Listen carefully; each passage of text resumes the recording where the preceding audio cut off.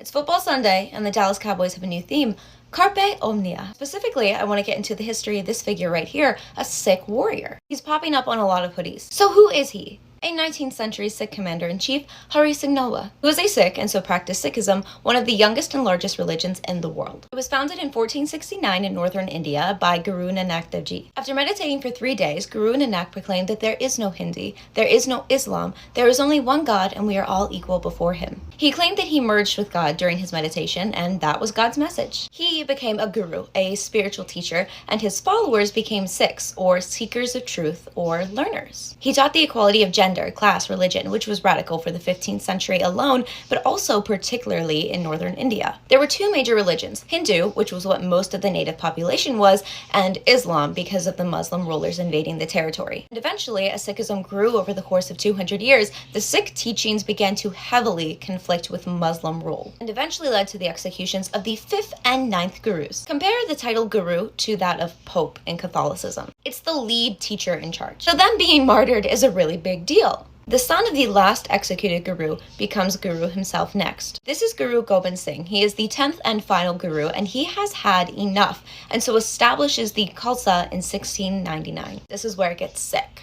Khalsa, he decides, is basically going to be a warrior class of 6. It's an army that is going to defend its territory. In order to choose the original warriors, he drew his sword among a group of men and asked, who is willing to sacrifice his head? A man volunteered. He was led into a tent, and Guru Gobind Singh emerged alone with a bloody sword to the crowd. He asked for another volunteer. A man raised his hand. They were led into a tent. Sometime later, he emerges again, alone with a bloody sword. He does this 5 separate times with 5 different volunteers, and it is revealed at the end that all 5 of these men were alive. It was a test for bravery. He only slaughtered goats, and these men passed. These 5 men, known as the Beloved 5, would become the foundation for the Khalsa, and eventually would command over 80,000 warriors over the next few days. Now, upon initiation, the male Sikh warriors were given the title of Singh upon initiation.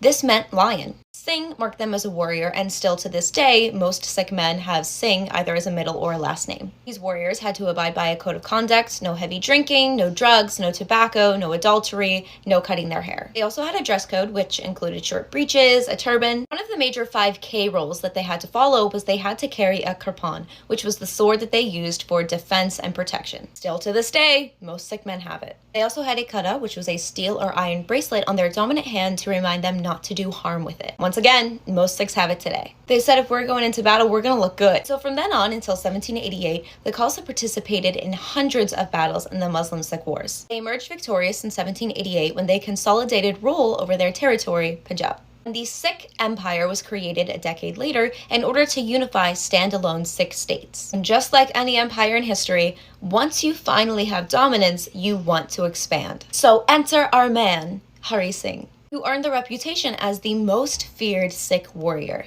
Both his grandfather and father were outstanding fighters, so he did have a reputation to live up to. But history has it that the thing that made him stand out most in his youth was when he went hunting and a tiger attacked him and his horse. Rather than letting his fellow hunters help him and intervene, Hari Singh killed the tiger with his bare hands, sword, and shield. From a teenager, he earned the nickname Tiger Killer. And also just as a teenager, he was responsible for one of the few defeats of an Afghan monarch in the Battle of Kasur in 1807. He conquered much of what is today modern Pakistan and expanded the borders of the Sikh Empire from the Indus Valley to the Khyber Pass. Before then, not many people used the Khyber Pass because it was a cesspool for criminal activity. Very dangerous. He brought law and order. He was also a builder. He built over 56 structures in his lifetime when he was governor over the territories that he conquered. Forts, towers, tanks, temples, you name it. But since he also built a mint for the Sikh Empire, he got his own currency named after him, the Hari Singh rupee, in 1821. But remember that Afghanistan is known as a graveyard for a reason. And in this case, while an empire didn't fall, Hari did. There is a joke that Alexander the Great was the last person to successfully invade Afghanistan. But Hari Singh made substantial efforts as well. You can see